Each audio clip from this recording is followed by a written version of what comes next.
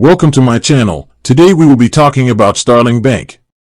Starling Bank is a licensed UK bank. It is regulated by the Prudential Regulation Authority, PRA, and the Financial Conduct Authority, FCA.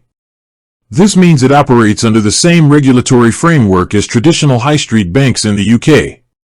As a licensed bank, customer deposits with Starling are protected by the Financial Services Compensation Scheme, FSCS, up to £85,000 per person. For joint accounts, this protection is up to £170,000.